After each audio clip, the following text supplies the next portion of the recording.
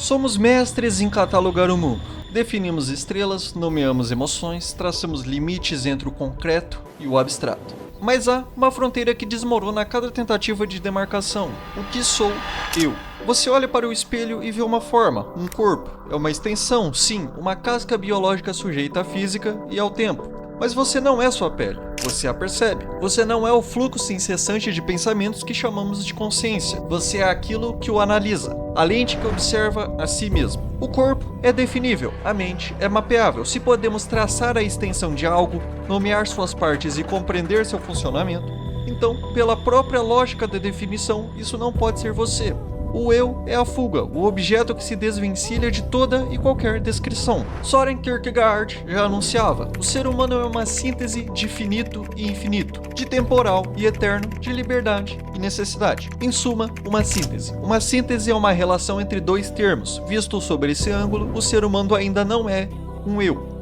O eu que se apresenta ao mundo, a personalidade, o nome, a história de vida não são o substancial. São meras projeções, a sombra dançante de algo mais profundo. A substância indeterminável. O que buscamos então? Uma substância, um substrato imutável, o alicerce que permanece idêntico a si, mesmo enquanto tudo o mais se modifica. Tentamos chamá-lo de alma, mas no instante em que o fazemos, o reduzimos a um termo, a uma categoria. E se é nomeável, se pode ser inserido em uma doutrina ou em um dogma, deixa de ser a essência do eu. Aquilo que você é de verdade não pode ser contido em palavras. É a substância inominável que torna a própria definição impossível. Imagine o eu como o universo se experienciando. O universo em sua totalidade não pode ser circunscrito por uma única mente, nem por todas juntas. Você é um fractal dessa vastidão. A consciência, o corpo, as emoções, a memória são a luz que incide sobre o fractal, iluminando formas e padrões. Mas a luz não é o objeto. Você é aquilo que existe antes de qualquer atribuição. Se o seu corpo mudasse completamente, célula por célula, em um ciclo de 7 anos, você deixaria de ser quem é? Se sua memória fosse apagada, o eu se extinguiria? Se a consciência é o teatro, quem é o espectador que nunca sai da plateia? Esse eu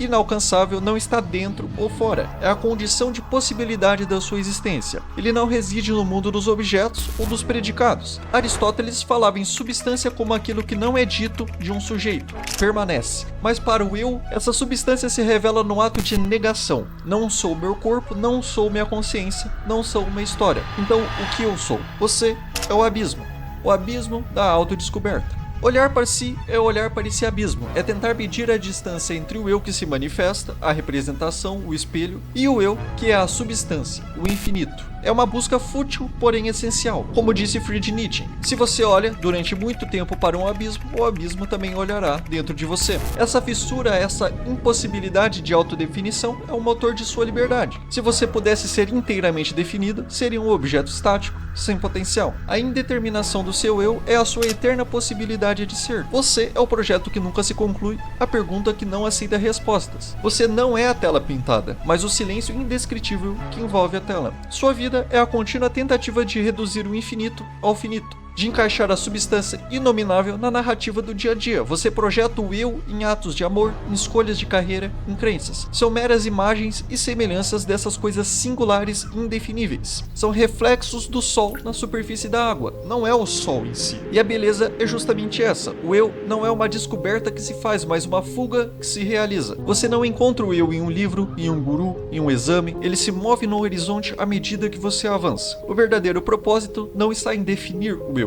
mas em habitar a sua indivisível profundidade, em compreender que você é o vazio criativo no centro de tudo, a substância que se experimenta através de um nome, uma forma e uma voz. Então, quem é você? Você é a lacuna, a força indomável que insiste em existir para além de tudo o que pode ser dito.